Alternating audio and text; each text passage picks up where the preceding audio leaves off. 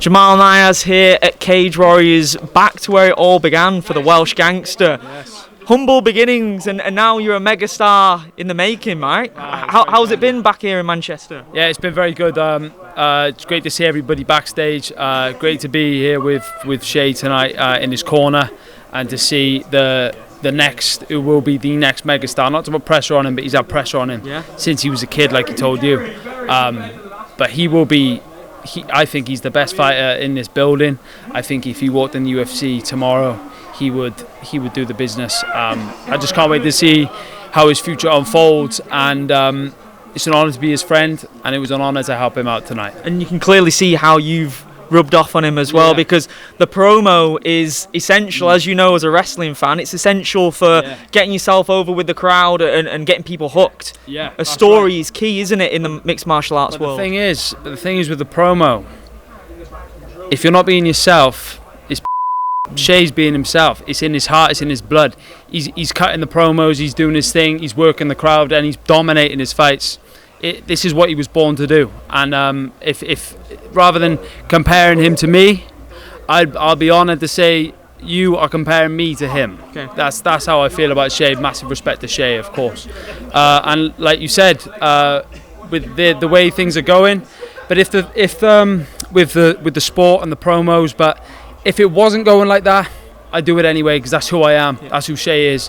We're ourselves, and we enjoy this journey we're on, and I feel like, not to speak for him, but we're out for ourselves in this, and we're out to bleed everything from it. So I appreciate the kind words, but we would be doing our thing regardless. You're going a bit back and forth with Bryan Battle today. That fight looks like it's nearly done in both of your eyes. You've told the UFC that you want it. I did. I told the UFC today. We've been talking to the UFC. We've been trying to get a date locked in. There's something with the schedule going on. Bryan Battle, that would be a great fight. I think Bryan Battle knows that. Like he said, the fans would love it if you give us an opportunity to build that fight. That would be spectacular. We can fight, and when I get rid of Bryan Battle, I think that will get me a ranking spot, because I'm out to chase the big dogs. I'm not just gonna say I'll give whoever they put in front of me. I'm out to call shots. So Bryan Battle, if you are next, let's get it on. If it's not Bryan Battle, I'll go through the list until one of you say yes. You mentioned Masvidal as well, didn't you? Well, that was someone that Chael had pitched to you, I believe. Did anything come from that? Did you hear anything from Masvidal or his team? I think that long-haired silly man might be hiding, because I don't think he can just jump back in the UFC and fight who he wants. And if he's barking up the Chael Sonnen tree, you're barking up my tree, son. So if you might want to change weight class, you might want to take the sport a little bit seriously. Get rid of that little belly you've got and drop back down to lightweight, because trust me, you don't want to be walking around the welterweight division while I'm around. Do you think you'd finish him convincingly? Come on, bro. Come on, of course. Okay. Chael as well. It's been incredible, a very heartwarming to see that full circle moment for you. Amazing, because you'd mentioned he was an inspiration for you growing up, and to see how much love and admiration he's shown for you. Yeah, he was telling you to go and kill it.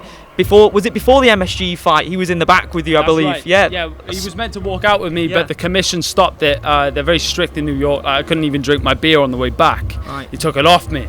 Can't even celebrate. Nah, well, no, like on the way back, the fans give you beer. Okay, I don't know what the thing is there, but the full circle moment from Anaheim. When I met him on my debut, I got the encouragement before I even fought. I met him after I won, and he's been with me ever since. And this is just the beginning. But this is an alliance that the gods put together, and it's an honour to have him behind me, and we're gonna take over, my man. Your story, I would say, is one of the most inspiring in MMA. The work, the dedication that you put in was absolutely incredible. Balancing, working on the rail tracks, I believe, night shifts, and then training, everything in between all that. That'll break a lot of people. I'm not the only guy who did that, I'm sure, and that's my path. I'm proud of my path, but I guess people have worse paths. I'd rather be the man I am and have to do this and all this other and work and not come from a silver spoon than be more or less anybody else and have it all on a plate. I'm proud of the life I've lived and the way on where I am today, and it just makes it all that difficult, all that more difficult, I think, to get rid of me while I'm in this spot. I'm not going anywhere, bro.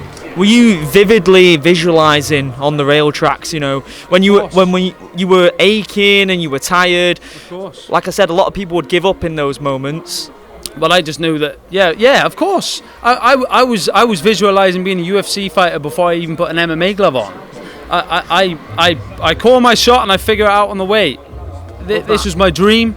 And I had people try and talk me out of it and all this other nonsense, and I didn't listen to anyone. I chased it. I did everything. I've done everything, and I'm still doing everything I can to make sure this stays a reality forever. So I don't know, mate. This is just who I am. I'm sure if I wanted whatever I wanted to do in life, and this isn't to sound arrogant, I feel like this could be a message for everybody. Whatever you want to do in life, you can do it, and this is what I wanted to do.